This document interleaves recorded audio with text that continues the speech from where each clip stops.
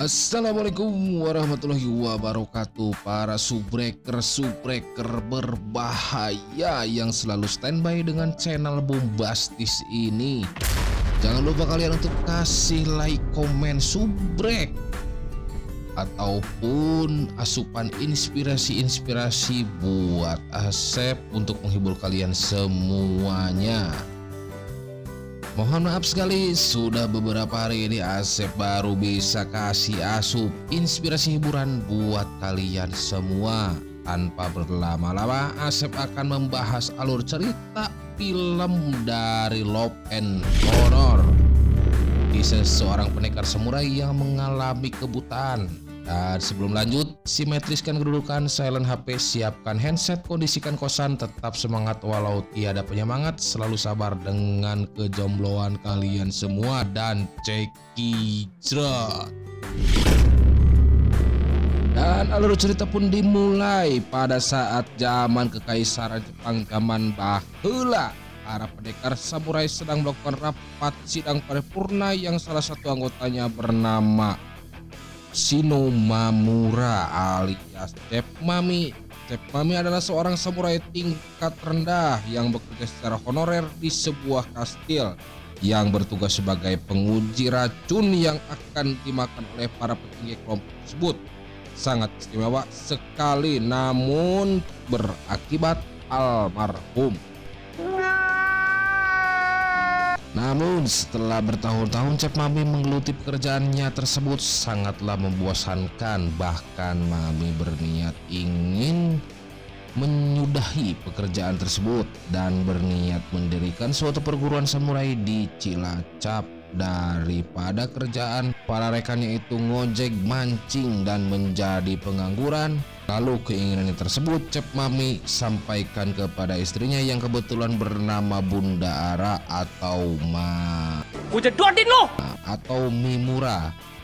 Sosok seorang wanita kawaii setia menemani Chef Mami. Top, mantap, is the best. Meskipun jika mereka mendirikan perguruan, maka Chef Mami tidak akan mapan seperti sekarang ini. Pasutri yang belum dikaruniai anak ini hidup sederhana, bahagia, tanpa ada pertengkaran di masa pernikahannya.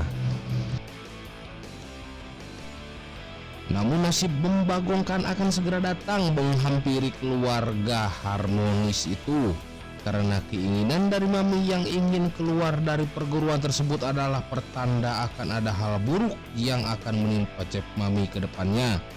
Karena pekerjaan yang terlihat sederhana namun sangat beresiko tinggi bagi Chef Mami. Dan di suatu tempat, juru masak telah menyediakan hidangan makanan untuk para petinggi di sana dengan menu sashimi keong sawah. Meskipun ada beberapa orang yang melakukan tugas seperti itu, namun malang hanya Chef Mami yang mengalami keracunan setelah mencicipi makanan tersebut. Setelah mengetahui Sonoju atau Chef Mami keracunan, pegawai kastil yang lain memberitahukan bahwa jangan ada makanan yang dimakan. Sontak kepanikan pun terjadi.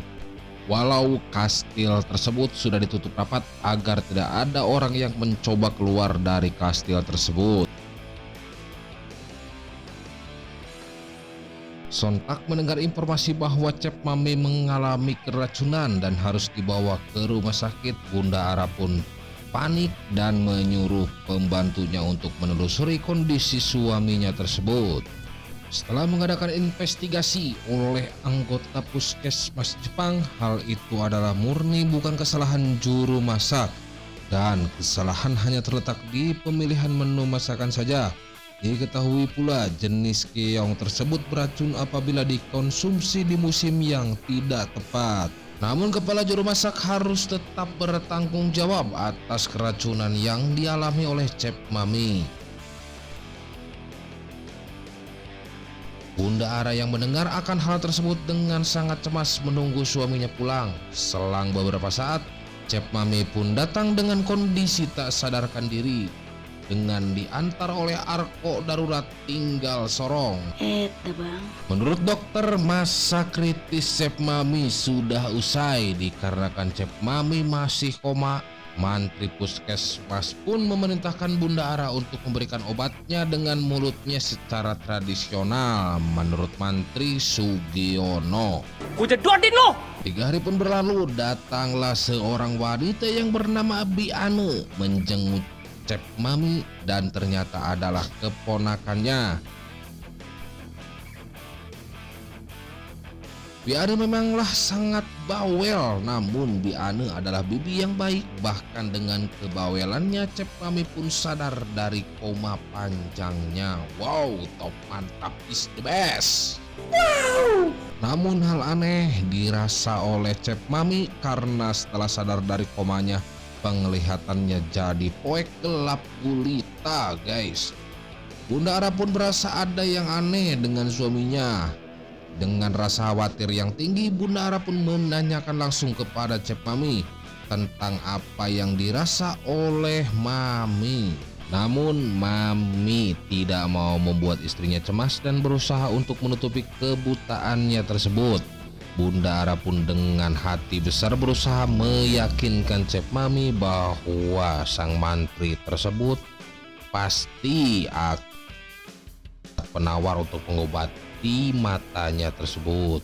Namun tragisnya sang mantri tersebut merahasiakan tentang matanya Cep Mami, bahwa apa yang dia lakukan sekarang tentang mengobati penyakit Cep Mami akan sia-sia dan Mami akan mengalami kebutaan permanen.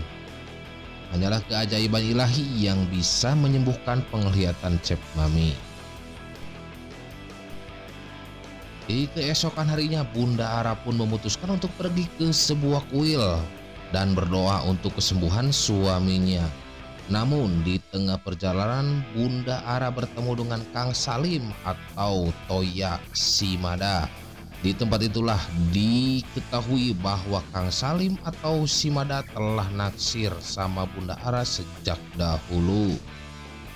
Sebagai ketua penjaga kastil, dia turut prihatin atas kejadian yang menimpa Cep Mami. Bahkan untuk meringankan kehidupan Bunda Ara ke depannya, dia berinisiatif menawarkan bantuan mengundang Bunda Ara untuk singgah ke rumahnya. Di mana rumahnya? Adegan pun beralih sesaat Bunda Ara telah sampai di rumahnya, mendapati minsuanya ngambek setelah mengetahui hasil pemeriksaan dokter karbitan itu yang telah berbohong kepada tuannya. Di malam harinya, Bunda Ara yang melihat suaminya tampak depresi tersebut yang ingin melakukan bundir. Ojo nesu-nesu terus. Namun semua itu sudah ada dalam prediksi Bunda Ara dengan menyembunyikan pedang Cep Mami yang dia dapatkan saat berkunjung ke Subang.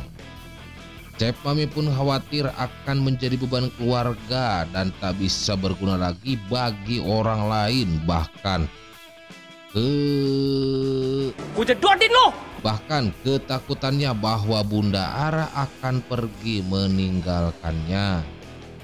Dari suasana inilah Cep Mami baru tahu bahwa Bunda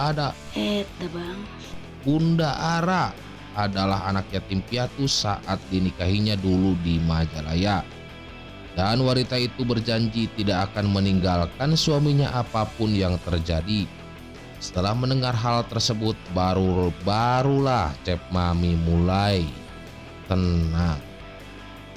Hari pun berlalu. Esok harinya, sebagai bentuk kepedulian mereka, Mamang dan Bibi Cep Mami mengadakan diskusi mencari jalan terbaik untuk masa depan keluarga Cep Mami.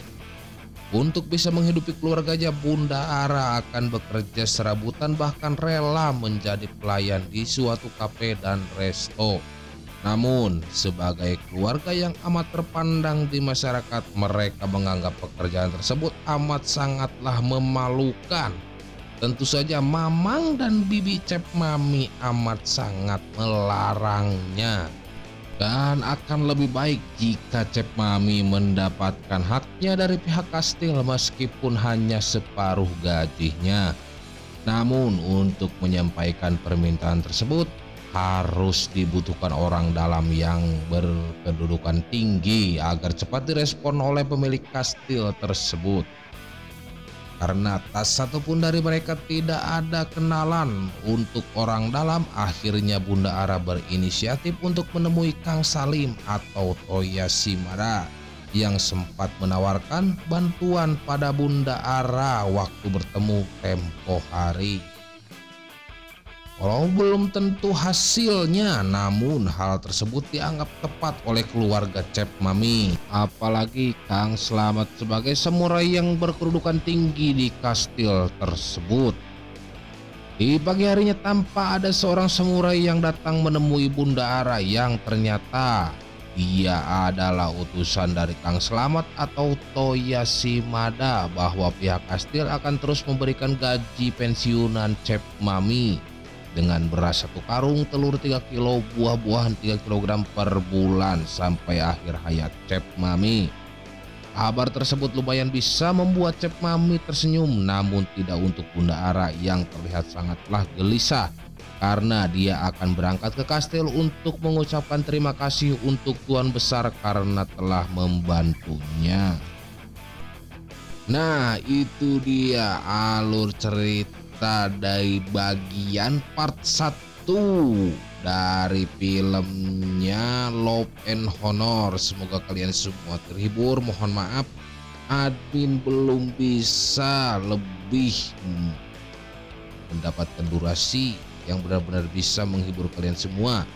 Dan nantikan di part selanjutnya yang pasti akan lebih seru, bombastis, dan pasti sangat-sangat menyayat tentunya ya guys. Dan jangan lupa juga untuk kalian supaya tetap mendukung channel ini sangkan berkembang dengan cara like, komen, dan subrek tentunya. Dan komen juga sangat Asep tunggu komenan-komenan dari kalian semua para subreker yang bombastis ini. Oke, Asep pamit undur diri. Jumpa lagi di next konten berikutnya di part 2-nya. Dan semoga kalian semua terhibur. Wassalamualaikum warahmatullahi wabarakatuh.